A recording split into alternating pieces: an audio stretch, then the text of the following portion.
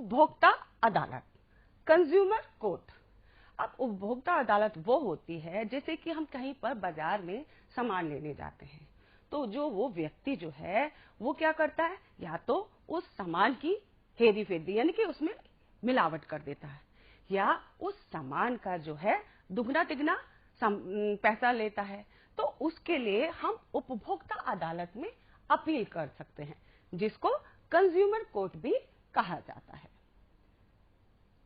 किसी वस्तु की गुणवत्ता में कमी होने या उसके दाम में हेरफेर होने पर उपभोक्ता मतलब ग्राहक अपने अधिकारों ग्राहक के अधिकारों का जहां हनन होता है, मतलब अगर कोई पैसे ज्यादा लेता है या चीज में मिलावट करता है तो ग्राहक के अधिकारों का हनन होता है।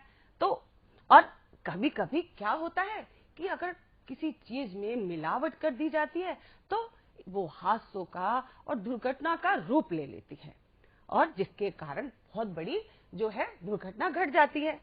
इसके लिए उपभोक्ता संरक्षण अधिनियम 1986 के तहत हर भारतीय उपभोक्ता को संरक्षण दिया गया है।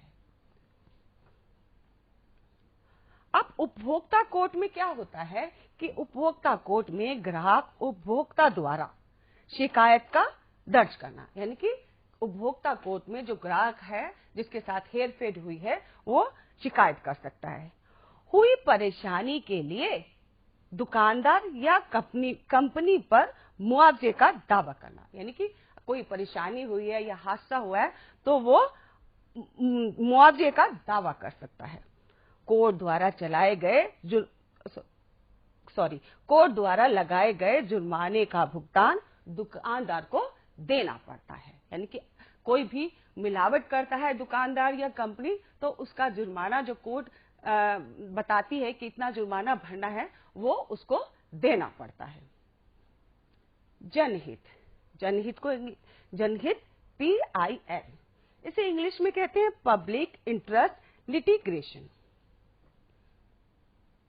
अब बच्चों, हमने पिछले भाग में यह देखा था कि परशुराम के पास जमीन थी, जिसके कारण उसने कोर्ट में जो है सुनवाई के लिए वकील रखा था, और वो समय समय पर वकील को फीस भी दे रहा था। लेकिन कुछ ऐसे लोग होते हैं जिनके पास पैसे नहीं होते, और पैसे नहीं होने के कारण वो मुकदमा नहीं लड़ते, यानी कि उनके खिलाफ जो उनके साथ अत्याचार कर रहा है उसके खिलाफ वो मुकदमा नहीं लड़ते, तो वो न्याय पाने के लिए कोर्ट भी नहीं जाते। तो ऐसी हालात में जनहित याचिका का प्रावधान है। न्याय पाने की प्रक्रिया में काफी पैसा लगता है, जैसे कि हमने जाना था कि परशुराम जब मुकदमा लड़ रहा था तो हर बार वो वकील को फीस देता था, आने जाने का खर्च अलग होता था, और कागजी कार्रवाई की जरूरत पड़ती है, उसमें बहुत समय भी लगता है। बहुत से लोग इस वजह से न्याय के लिए आवाज भी नहीं उठाते हैं। 1980 के दशक में सर्वोच्च न्यायालय ने जनहित याचिका PIL की व्यवस्था लागू की। अब किसी व्यक्तियों के समूह के अधिकारों का हनन होने पर कोई अन्य व्यक्ति या संस्था उसके हित के लिए उच्च न्यायालय में या सीधे सर्वोच्च न्यायालय में मुकदमा को दर्ज कर सकता है। और PIL जो प्रारंभ करने का श्रेय है वो जस्टिस PN भगवती को है, उन्होंने इसकी शुरुआत की थी। जनहित याचिका PIL। जनहित याचिका अन्य याचिकाओं से भिन्न है, यानी कि अलग है। याचिका पोस्टकार्ड पर साधारण आवेदन पत्र लिखकर भी की जाती है, यानी कि आप साधारण पोस्टकार्ड पे भी इस याचिका को भेज सकते हैं।